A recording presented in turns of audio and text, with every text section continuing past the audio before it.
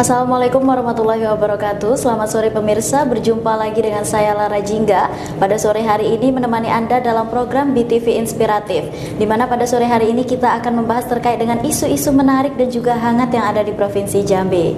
Terkait dengan isu-isu menarik dan juga hangat di Provinsi Jambi, tentu sudah tidak asing lagi di telinga pemirsa dan juga masyarakat Provinsi Jambi, tentunya terkait dengan penyalahgunaan narkoba. Untuk itu, pada sore hari ini kita kedatangan tamu dari BNN Provinsi Jambi dengan Bapak Wisnu Handoko SIK MM. Selamat sore Bapak. Selamat sore Mbak Lara. Apa kabarnya Pak? Alhamdulillah sehat. Ya, mungkin boleh Bapak sapa-sapa terlebih dahulu pemirsa yang ada di rumah. Ya.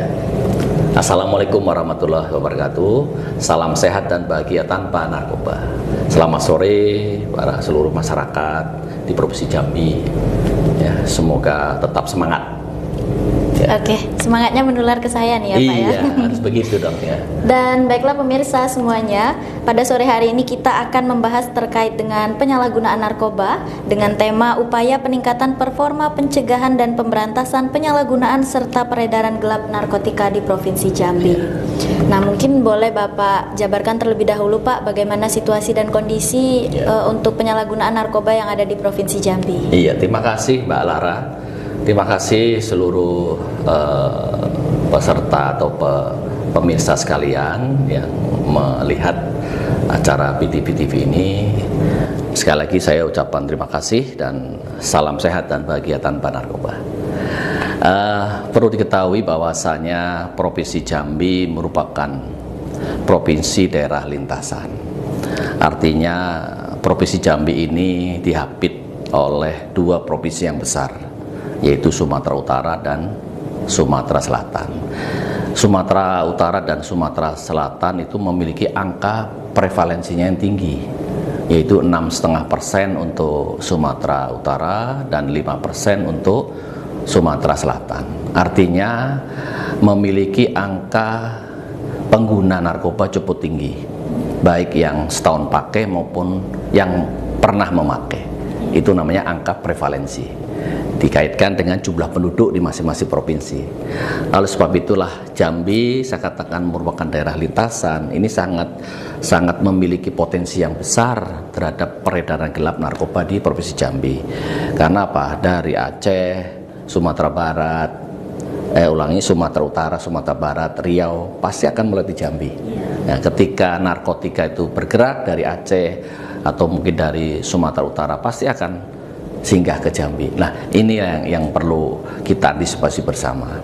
Jambi ketika tahun 2017 mendapat ranking keempat terkait dengan penyalahgunaan narkoba. Tertinggi ya Pak ya? Nomor 4 tertinggi se-Indonesia. Kemudian tahun 2021 alhamdulillah turun peringkat ke-26 dari 34 provinsi. Artinya apa? Sudah cukup banyak ya keberhasilan. Ini semuanya tentu bantuan dari masyarakat. Seluruh masyarakat Provinsi Jambi bersama-sama dengan aparat penegak hukum tentunya bersepakat untuk perang melawan narkoba. Karena apa? Kerugian yang paling besar terhadap penyalahgunaan narkoba adalah pelemahan karakter individu yang menyebabkan melemahnya ketahanan masyarakat yang mengakibatkan hancurnya suatu negara. Sehingga tentunya Kepala BNN secara terbuka menyampaikan arah dan kebijakan perang melawan narkoba atau istilahnya war on drugs. Untuk apa? Untuk mewujudkan Indonesia bersinar atau Indonesia bersih narkoba. Tentunya dibutuhkan peran serta seluruh lapisan masyarakat. Upaya untuk perang melawan narkoba tidak hanya mengandalkan BNN maupun aparat penegak hukum, namun dibutuhkan peran serta dan komitmen semua pihak. Ya, peran serta dan komitmen semua pihak. Artinya apa? Ya, untuk bersama-sama perang melawan narkoba. Tanpa komitmen peran serta semua pihak, nonsen. BNN tidak bisa bekerja sendiri, apalagi termasuk BNN provinsi. Ya, yang tentunya kami juga mengajak seluruh lapisan masyarakat, seluruh pemangku kepentingan untuk bersama-sama perang melawan narkoba. Kita selamatkan generasi penerus bangsa dari narkoba, dari penyalahgunaan narkoba, dari dampak buruk yang ditimbulkan akibat narkoba. Begitu Mbak Lara. Ya. Artinya kehadiran BNN Provinsi Jambi pada sore hari ini membawa berita baik ya Pak ya, peringkat 26 nih. Ya, tentunya itu berkat kerjasama semua lapisan masyarakat, bukan hanya BNN sendiri, tapi semua lapisan masyarakat, aparat penegak hukum, TNI Polri bersatu dengan BNN untuk tadi menurunkan, mereduksi berbagai bentuk kejahatan narkoba di Provinsi Jambi. Demikian Mbak Lara. Ya, baik Pak, mungkin untuk pertanyaan yang selanjutnya terkait dengan upaya pencegahan penyalahgunaan di masyarakat dan di lingkungan pelajar nih. Hal-hal yang sudah dilakukan oleh BNN Provinsi Jambi. Ya, strategi BNN itu ada 4 ya Mbak Laras ya. Kita memiliki 4 strategi untuk melaksanakan program P4GN. Apa itu P4GN? Pencegahan dan pemberantasan penyalahguna dan peredaran gelap narkotika dan prekursor narkotika. Itu P4GN. Ini sudah digaungkan karena sudah ada instruksi dari Presiden, Mbak Rara. Instruksi Presiden nomor 02 tahun 2020 tentang rencana aksi nasional P4GN periode 2020 sampai 2024. Yang ini harus dilaksanakan oleh semua pemangku kepentingan, semua kementerian lembaga, termasuk pemerintah daerah, baik tingkat pusat, provinsi, sampai tingkat kota kabupaten, terkait dengan program P4GN. Nah, untuk itu BNN memiliki 4 strategi. Yang pertama, soft power approach, pendekatan soft. Untuk soft power approach itu memiliki 3 kegiatan. Dengan pendekatan pertama, pencegahan, yang kedua, pemberdayaan masyarakat, dan yang ketiga, rehabilitasi. Ya, sedangkan hard power approach itu kita pendekatan melalui pemberantasan, yaitu kegiatan penegakan hukum, pemetaan daerah rawan, interdiksi, intelijen dan sebagainya. Kemudian yang ketiga, smart power approach, artinya kita menggunakan teknologi informasi. Karena Mbak Laras, sekarang saat ini jaringan narkoba bandar-bandar internasional maupun nasional itu menggunakan juga teknologi, sehingga kita juga imbangi untuk melacak keberadaan mereka. Yang keempat, cooperation atau kerjasama dengan berbagai pihak, termasuk seluruh komponen masyarakat, ya, seluruh pemangku kepentingan, stakeholder, pemerintah daerah. Kita selalu menjalin kerjasama untuk apa? Untuk melaksanakan program P4GN. Ya, sasaran kami ya utamakan adalah melalui pendekatan pencegahan. Ya, pencegahan ini dalam rangka untuk perang melawan narkoba. Ada 4 pendekatan kami dalam kegiatan pencegahan, yaitu kegiatan pengembangan kapasitas, ya, atau namanya pembinaan, peningkatan keterampilan, ya, melalui workshop dan sebagainya, ya. Itu kita ada 4 sasaran, yaitu lingkungan instansi pemerintah, kemudian lingkungan pendidikan, kemudian masyarakat dan swasta. Ini kita laksanakan setiap tahun, ya, dengan kita mengundang perwakilan masing-masing sasaran ini, dengan kita latih selama kurang lebih 2-3 hari, yang nantinya setiap instansi, setiap lingkungan pendidikan yang sudah kita berikan keterampilan atau pengembangan kapasitas, mereka menjadi penggiat P4GN. Karena apa? Mereka kita akan bagikan PIN dengan sertifikat, sehingga ketika mereka sudah menerima pelatihan selama kurang lebih 2 hari, mereka bisa menyampaikan edukasi kepada instansi di mana dia bekerja, ikut mensosialisasikan, ya, sebagai kepanjang tangan BNN. Kita seperti itu. Kemudian ada kegiatan soft skill, ada juga life skill. Kalau soft skill itu di lingkungan pendidikan, ya, baik mungkin tingkat SMA, SMP, SD, bahkan sampai perguruan tinggi. Kita melakukan kerjasama dengan sekolah, kampus. Untuk apa? Mewujudkan, membentuk kampus bersinar, kampus bersih dari narkoba, atau sekolah bersinar, sekolah bersih dari narkoba. Untuk apa? Ya tadi, untuk mewujudkan, meningkatkan kebersamaan kita. Kemudian ada komitmen di lingkungan sekolah. Kemudian sekolah kita bentuk duta-duta anti narkoba. Kemarin waktu persiapan tim pasukan Paskibra sebelum 17 Agustus, ya kami diberi kesempatan untuk memberikan ceramah kepada 57 pasukan pengibar bendera. Tempatnya di Hotel Ratu sini, kami kerjasama dengan Dispora Jambi. Kami sampaikan, ya, kami memberikan ceramah, memberikan informasi. Kemudian dari 59 itu, setelah kita berikan ceramah, kita nobatkan, kita lantik menjadi duta anti narkoba.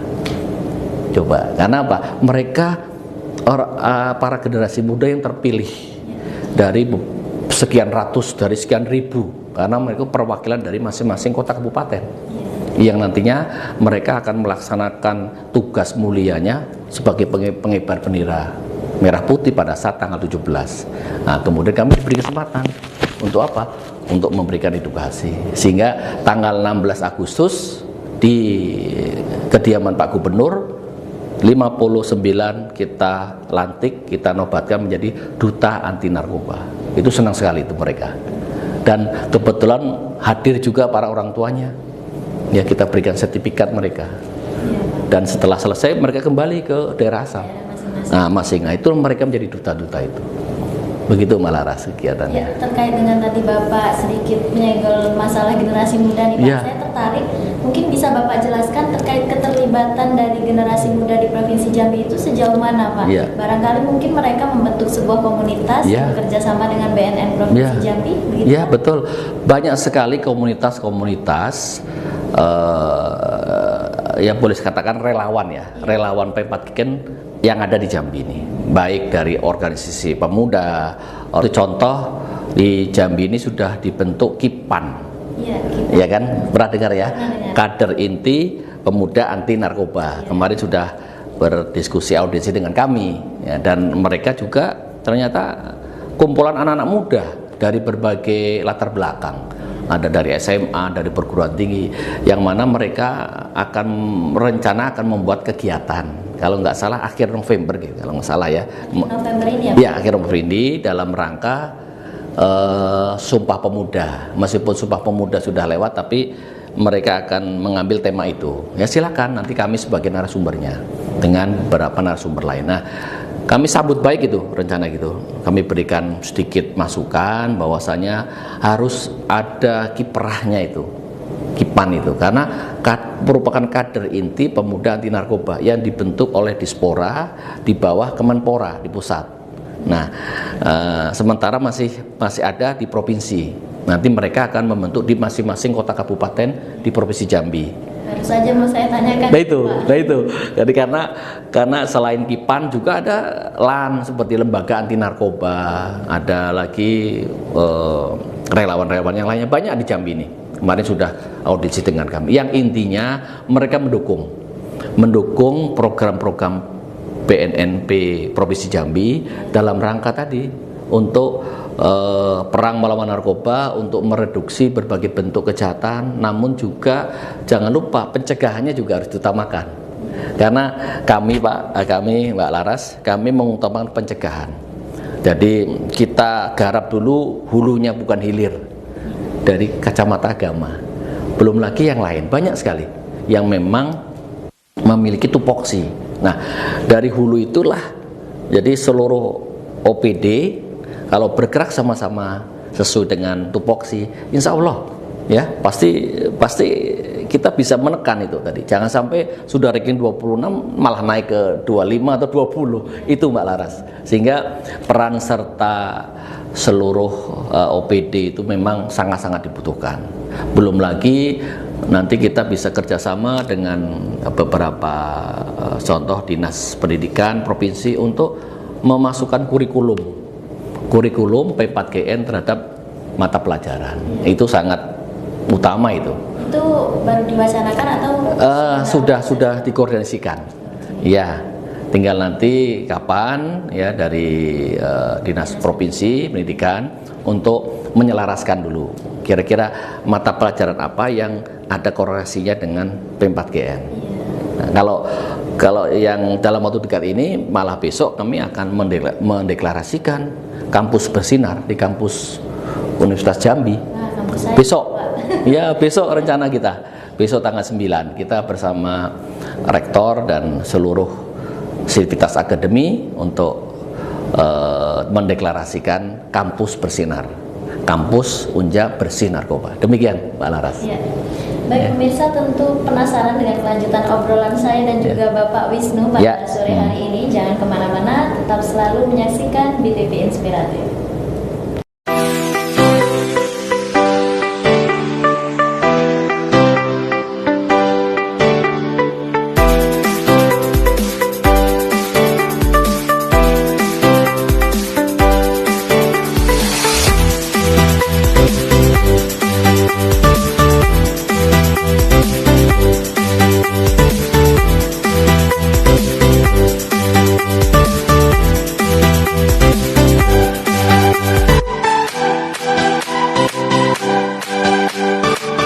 Baik pemirsa, kembali lagi bersama saya Lara Jingga dalam program BTV Inspiratif yang akan melanjutkan obrolan kita pada sore hari ini dengan Bapak Wisnu dari BNN Provinsi Jambi. Ya. Nah, mungkin Pak tadi terkait dengan yang kita bahas mengenai pencegahan nih. Betul. Mungkin ini ada sedikit pertanyaan yang ingin saya sampaikan kepada Bapak, bahwasanya yang saya lihat dan juga cerita dari beberapa teman saya yang terlibat di dalam, bukan terlibat di dalam penyalahgunaan narkobanya ya Pak ya, lebih ke korban. Bukan Pak, mereka itu sebagai tangan kanan BNN ini tadi seperti Kipan gitu. Kipan, Kebetulan saya punya teman yang tergabung dalam Kipan. Jadi untuk korban yang sudah terkena dari efek penyalahgunaan narkoba ini, mungkin kan agak gimana ya Pak, agak berat gitu untuk mengaku kepada anggota keluarganya ataupun kepada orang-orang terdekatnya mengakui bahwasanya dia itu pernah sudah, memakai, memakai narkoba gitu. Itu gimana tuh Pak? Jadi gini, saya berikan latar belakang dulu ya. Faktor utama kenapa orang menyalahgunakan narkoba. Yang pertama adalah faktor individu. Yang kedua faktor keluarga, dan yang ketiga faktor lingkungan sosial. Nah, ketiga faktor ini yang sangat besar dampaknya orang melakukan mungkin penyalahgunaan narkoba. Faktor individu mungkin dari sendiri ketika diajak sama pacarnya atau apa ya, kenapa yuk teman-temannya kumpul ya begitu pesta. Faktor keluarga, keharmonisan keluarga. Kadang-kadang orang tua sibuk bekerja, tidak memperhatikan anaknya, anak malah main sendiri, ya kan? Mungkin ada juga yang divorce keluarga, cerai, bisa juga, banyak sekali faktor. Kemudian faktor lingkungan sosial. Kalau ketika satu keluarga tinggal di dekat lingkungan, di situ banyak pemakai narkoba, pasti akan berdampak buruk terhadap narkoba itu sendiri. Mungkin dekat dengan tempat keramaian, tempat hiburan malam, juga dampaknya pasti akan kena. Nah, ketiga inilah faktor utama orang penyalahguna narkoba. Nah, sekarang kita lihat ya, tidak semua penyalahguna narkoba atau korban itu dihukum, tidak. Karena sesuai dengan Undang-Undang 35 tahun 2009 tentang narkotika, pasal 54, setiap pecandu dan korban penyalahguna wajib menjalani rehabilitasi sosial maupun rehabilitasi medis. Itu punya undang-undang. Ya, itu punya undang-undang. Karena tidak semata-mata dihukum, tidak. Pecandu, korban penyalahguna harus menjalani rehabilitasi sosial dan medis. Karena di BNNP itu ada tim asesmen terpadu, yang mana mereka bertugas ya. Tim asesmen terpadu itu ada tim hukum dengan tim medis. Tim medis itu tentu kedokteran, psikolog, psikiater ya. Kalau tim hukum itu ada Polri, ada Bapas, ada BNN. Yang tugasnya adalah menganalisa, mengidentifikasi setiap tersangka yang melakukan penyalahgunaan narkoba, untuk mengidentifikasi, untuk mendeteksi sejauh mana ketergantungan terhadap obat, apakah kategori ringan atau sedang atau berat. Kalau ringan tentu wajib lapor ya, untuk melihat perkembangannya. Tapi kalau sedang dan berat, kita rekomendasikan ke balai rehab ya Pak. Yang menjadi masalah, balai rehab di Provinsi Jambi sangat-sangat terbatas. Baru ada 5, 3 milik pemerintah, yang 2 swasta. Ketika dilakukan pemeriksaan ternyata positif, tidak usah takut, sampaikan aja kepada kami. Sehingga kami memiliki beberapa petugas konselor untuk melakukan konseling, melakukan assessment terhadap mereka. Dan mereka kita obati, bukan kita hukum. Karena mereka korban, bukan, kecuali kalau pengedar, ya, bandar, agen, kurir, itu langsung kita hukum. Langsung kita proses sesuai dengan tindakan mereka. Tapi kalau korban maupun pecandu narkoba, kita rehabilitasi. Demikian Mbak Laras. Berarti secara tidak langsung peran anggota keluarga itu juga sangat berpengaruh. Sangat berpengaruh, karena kita memiliki strategi namanya KOTAN, Kota Kabupaten Tanggap Ancaman Narkoba. Itu ada 5 variabel loh Mbak Laras, yang menjadi sasaran kita. Yang pertama, memperkuat ketahanan keluarga. Itu yang pertama. Yang kedua, memperkuat ketahanan masyarakat. Yang ketiga, memperkuat ketahanan wilayah. Yang keempat, memperkuat ketahanan kelembagaan. Dan kelima, memperkuat ketahanan hukum. 5 variabel inilah yang menjadi prioritas kami dalam membentuk Kota Kabupaten Tanggap Ancaman Narkoba. Gitu. Ya, iya, program itu bukan hanya di Jambi saja, seluruh Indonesia melaksanakan. Karena itu merupakan program dari pusat, dari BNN RI, yang tentunya kita menjabarkan, BNN menjabarkan instruksi Presiden nomor 02 tadi. Sehingga ada beberapa kegiatan yang include dalam strategi BNN tadi. Ada soft power, ada hard, ada smart, dan cooperation. Ya, semua tadi yang saya katakan itu masuk dalam soft power. Karena ada pencegahan. Pencegahan membentuk desa bersinar. Desa bersih narkoba. Ada. Saya kira cuma ada di perguruan tinggi dan sekolah saja. Ada desa bersinar atau kelurahan bersinar. Di Jambi sudah ada sekitar 20 desa bersinar yang sudah dibentuk. Untuk di kabupaten kota? Jambi, di kabupaten kota juga ada. Nah, kebetulan di BNN provinsi hanya memiliki 3 kabupaten, BNN kabupaten, yaitu BNK Kota Jambi, BNK Batanghari, dan Tanjung Jabung Timur. Jadi semuanya bisa tercover. Ya, karena kerjasama itu tadi, karena bulan September yang lalu, awal September kami sudah ngarap di Kerinci sama Sungai Penuh. Itu salah satu tadi tindak lanjut saya membuat rayonisasi tadi supaya bisa terjangkau. Karena Kerinci, Sungai Penuh itu juga memiliki potensi kerawanan yang tinggi. Karena apa? Kabupaten Kerinci maupun Sungai Penuh itu dibatasi oleh 3 provinsi yang besar, Sumatera Barat, Bengkulu, dan Palembang, dan pintu masuknya sangat banyak di sana di Kerinci itu, sehingga kami garap di sana untuk bersama-sama dengan aparat pemerintah daerah setempat, Pak Bupati dan Wali Kota, untuk mendeklarasikan tadi perang melawan narkoba. Ini sudah berlangsung, ya, kemarin sudah kita garap. Nanti mungkin bulan November ini kita garap ke Bungo maupun ke Tibu. Begitu Mbak Laras. Baik, pemirsa, cukup panjang obrolan kita dengan BNN Provinsi Jambi, dan pastinya banyak sekali ilmu dan juga pengetahuan baru terkait dengan penyalahgunaan narkoba yang ada di Provinsi Jambi. Mungkin Bapak Wisnu boleh memberikan closing statementnya untuk pemirsa yang ada di rumah, Pak? Baik, terima kasih Mbak Laras ini sudah memberikan waktu. Sebelum kita akhiri kegiatan ini, kami mengajak, mari kita bersama-sama bergotong royong memerangi narkoba. Untuk apa? Mewujudkan Provinsi Jambi bersinar, bersih dari narkoba. Berani tolak, berani rehab, dan berani lapor. War on drugs. Terima kasih. Assalamualaikum warahmatullahi wabarakatuh. Ya. Baik pemirsa, saya Lara Jingga mewakili seluruh tim redaksi yang bertugas pamit undur diri dan terima kasih. Saksikan terus BTV Jambi, cerdas bersinergi, dan sampai jumpa. Wassalamualaikum warahmatullahi wabarakatuh. Waalaikumsalam warahmatullahi wabarakatuh.